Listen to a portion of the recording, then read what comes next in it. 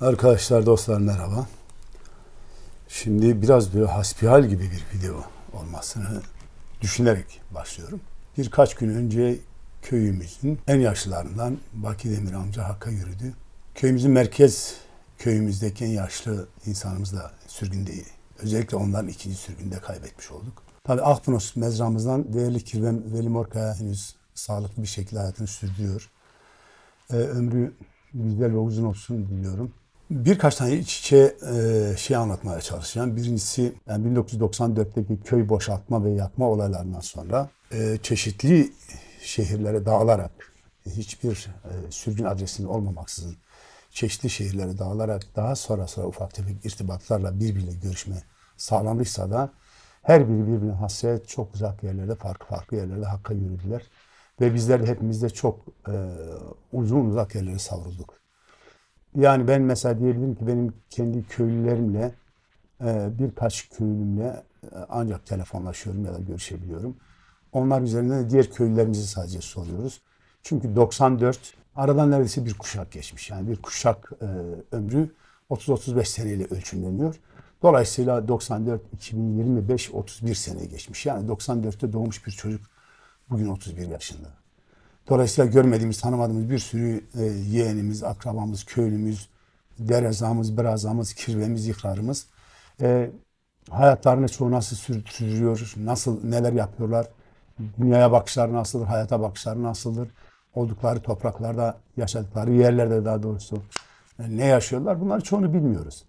Dolayısıyla burada biraz böyle anlatacağım şey, doğup büyüdüğümüz o toprakların henüz üzerimizdeki tılsımını, güzelliğini, evet bu bahsettiğim Baki amca ve onun benzeri yaşlıların bize vermiş olduğu o dostluk, akrabalık duygusunun hissiyle biraz hareket ederek o bölgenin insan olarak biraz bahsetmek istiyorum. Şergat benim köyümün adı. Kalan aşireti mensubuyum. Bizim olduğumuz bölgenin ismi aslında iki şekilde anılır. Hatta üç şekilde. Bir tanesi yasak mıntıka. Yasak mıntıka 38'den sonraki tanımlama, 94'te aynı tanımı daha Türk Devleti koymuş oldu. İkincisi, mesela biz Ovacık'a gittiğimizde Smakotray dediklerinde Hetekalorayım, yani kalan bölgesi. Üçüncüsü de Lertik bölgesi olarak. Lertik biraz daha yukarıya Pülümür sınırına doğru dayanan bir bölge. Dolayısıyla böyle bir tanım var. Bu tabii yasak mıntıkaya da kalan bölgesinin 8-10 tane köyü var. Köyler tabii alabildiğine uzak, birbirine dağlık.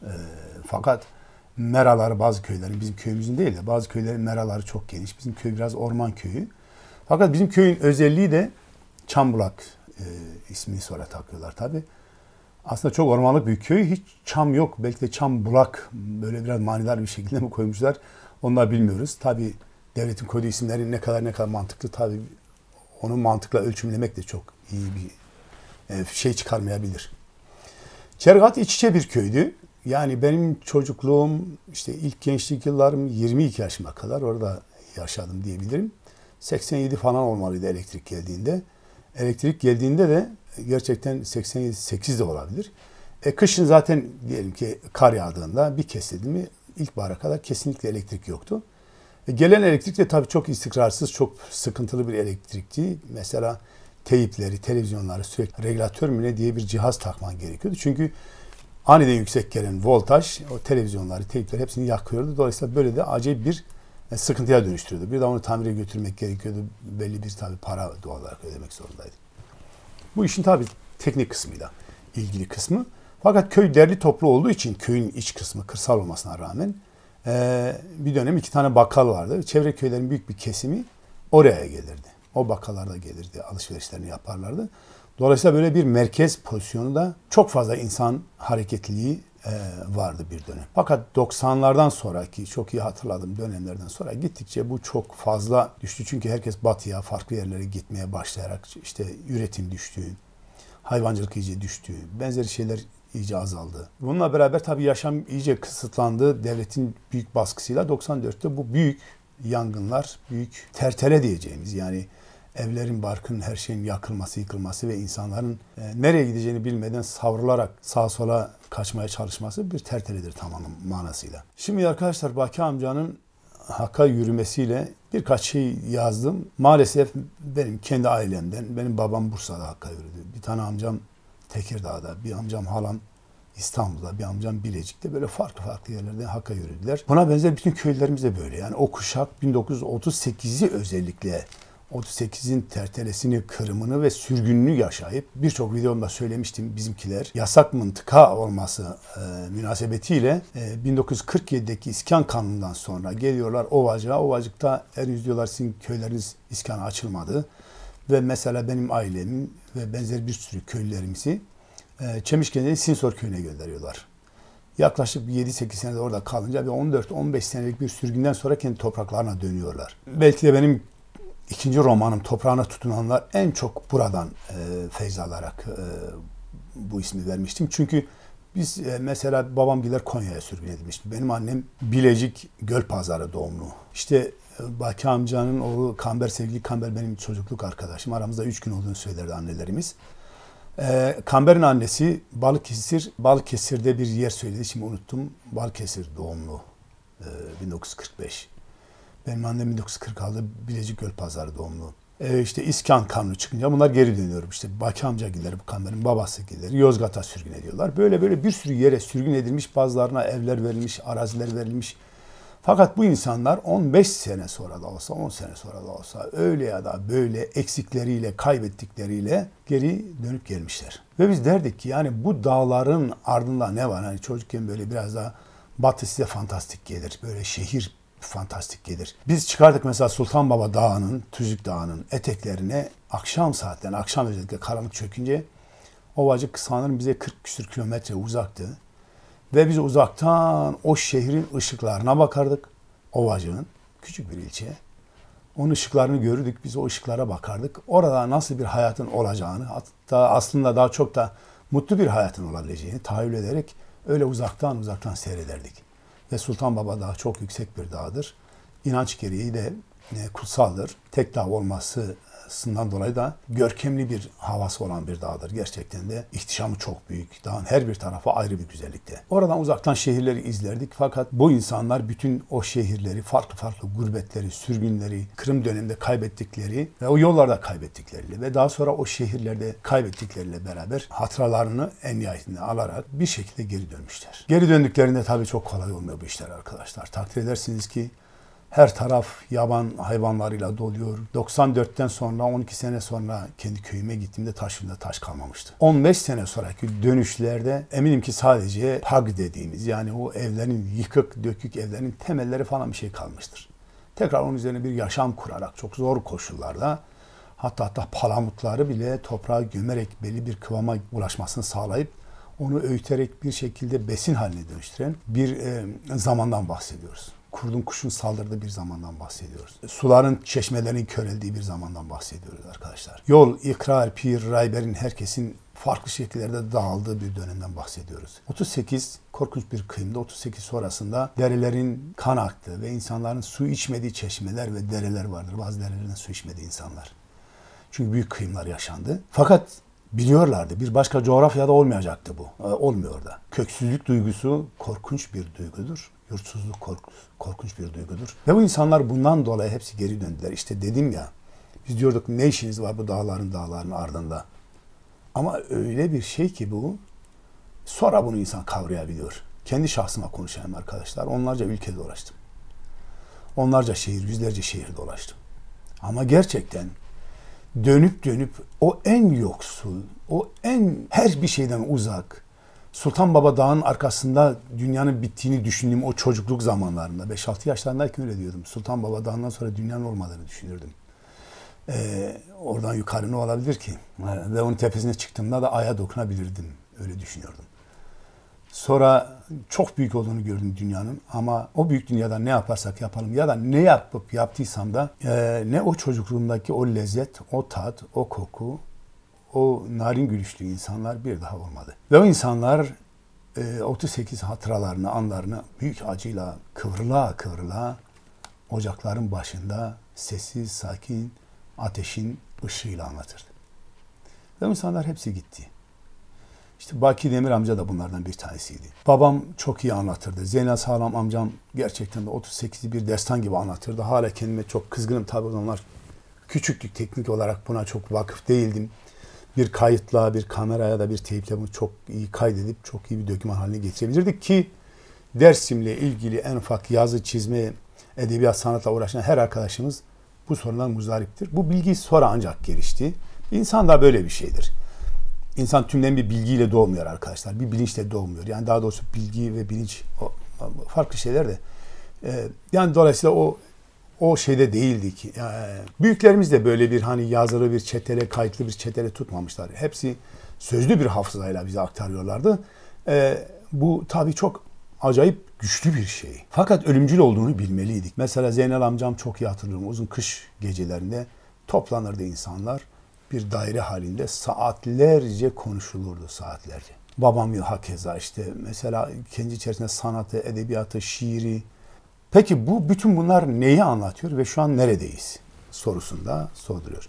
Birkaç gün önce, daha doğrusu bir hafta 10 gün önce Düzgün Baba'nın Kılköy'ü tarafından, her iki Düzgün Baba cemevine de gitmiş olduğum için de coğrafyayı biliyorum. Bir olay meydana geldi. Hepimizin içini çok acıttı. Bunun temel nedeni tarla sınırından bilmem işte para konusuna kadar her ne olursa olsun olayın çıkış sebebi, olayın yapılma biçimi, olayın vardığı sonuç hepimizi çok incitti. Tabii buradan bütün Aleviliğe bunu mal etmek, bütün Dersim'e bunun üzerinden bir Dersim kişiliği, kimliği, karakteri sorgulamak falan yanlış bunlar bütün arkadaşlar. Birincisi şunu çok net söyleyeyim. İyi bir şey olduğunda Dersimliyim, Dersimlilik, Dersimli dostluğu, Dersimlinin güzelliği anlatılır ama biraz kötü bir şey olduğunda da bütün bunun böyle Dersim'de nasıl olur, Dersim'de ne... Arkadaşlar yıllardır hatta 100 yıllardır bir sistematik bir saldırı var. Çok sistematik bir saldırı var. Osmanlı'nın bir bütünlüğü ve Türkiye Cumhuriyeti'nin bir bütünlüğünün saldırısına maruz kalmış bir bölgeden bahsediyoruz. Her tür saldırısına. Yani bu kırıma varmıştır. On binlerce insanımız kırılmıştır bu aşamada. Buna rağmen durulmamıştır. Her tür kültürel, aklınıza gelebilecek ne kadar coğrafi, jeopolitik, aklınıza ne kadar gelebilecek kavram varsa hepsini üzerine saldırarak bir kıyım gerçekleştirdiler. İşte gerçek anlamda tertele dediğimiz şey tam da bu. Peki sonra ne oldu? Sonra arkadaşlar çok hızlı kültürel geçişler oldu, geçişkenlikler oldu. Bunların üzerine konuşulması gerekiyor belki. Mesela diyelim Türkiye Sol Hareketi'nin bütünü Dersim'den geçti. Değil mi? Kürt Sol Hareketi'nin bütün fraksiyonlar oradan geçti. Şimdi bu coğrafyanın tabii ki kendine ait kimliği var, karakteri var, karakteristik yapısı var. Ama Dersim'in en önemli kimliği, üst kimlik Dersim'le beraber alt kimlikleri, etnik inanç unsuru olarak Rahak, Kırmancıya Beleke ya da Kızılbaş ya da Diyar Harde Devreş ya da bu inançların bir tanesiyle beraber yine çok renkli, çok farklı, çok kimlikli etnik kimlik de aynısıdır. Kendisini Kürt, kendisini Türk, kendisini Zaza, kendisini Ermeni, kendisini Çingene, kendisini öteki belki mesela Çerkezler var, Lazlar var, yerleştirilmiş bunlar, Türkmenler var, yerleştirilmiş. Hiç sorun değil. Bahsettiğim bu coğrafi olarak Dersimli kimliği herkese o barınmayı, o saygıyı, o duruşu, o güzelliği öğretmiştir. Ve nihayetinde 94'teki bu kıyımdan sonra köyler boşaltılmış, özellikle son yıllara doğru politik örgütlenmeler geri çekilmek ya da politik enerjiler düştüğü için de halk alabildiğine dejenerasyona çok uygun bir halde devletin bütün tuzaklarına düşmüştür. Uyuşturucudan kadın ticaretine, kumara kadar. Bütün yoz ilişkiler artık en üst seviyede yaşanıyor. Diğer bir faktör daha söyleyeyim arkadaşlar. Çok iyi hatırlıyorum. Bizim köyde çok Almancı yok, açık söyleyeyim. Bir iki hane vardı. Onlar da çok mütevazi bir yaşamları vardı. Yani biz böyle bir gösterişlerini görmedik. Ama daha sonra özellikle metropollerde, özellikle Almanya'ya ilk konserlere gelip gittiğimde buradaki yaşamla, burada yaşayan insanların Türkiye'ye gelirken beraberinde getirdikleri ne kendilerine ait, ne Almanlara ait, ne de oraya ait bir şey. Yani burada bir şekilde bazı sokak röportajlarında da görüyoruz. Makarna, patates yiye biriktirdikleri parayla kendi köylüsüne büyük havalar atabilecek bir takım şeyler getirdi. Bunların hepsi Almanya'da, Avrupa'da, dünyanın başka yerinde sokakta para var, her yerde para kazanıyorsun.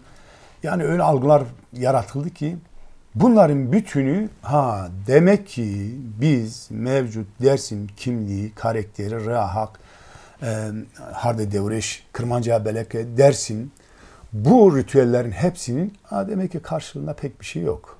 Yani çok iyi bir evimiz yok, çok iyi bir arabamız yok.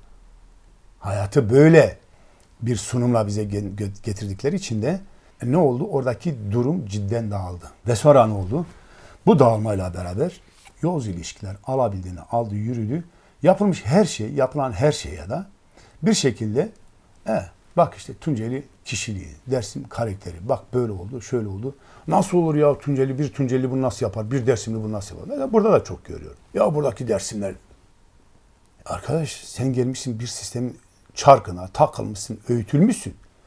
Yani Dersimli de öğütülebilir. Konunun başına tekrar bağlayayım. Ne artık o yaşlılarımız, o bize o muhteşem edebiyatı, sanatı, güzelliği, muhabbeti anlatan, ne de en önemlisi o edep erkanı.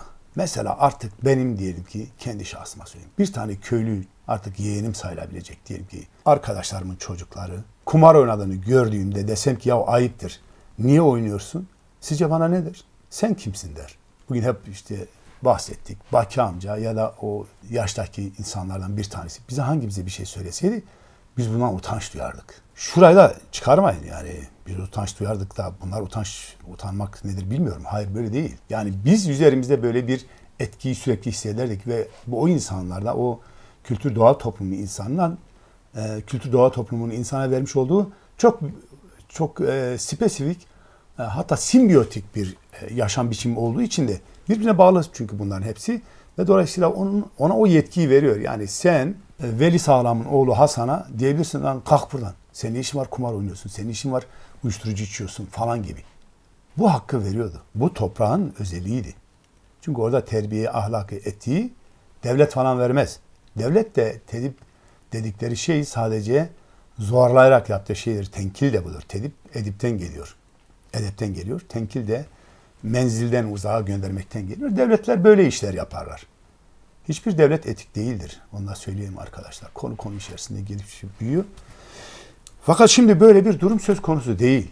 Kimse artık hani diyor ya kimsenin vakti yok durup ince şeyler düşünmeye. Sevgili Gülten Akın'ın çok güzel bir dizesidir.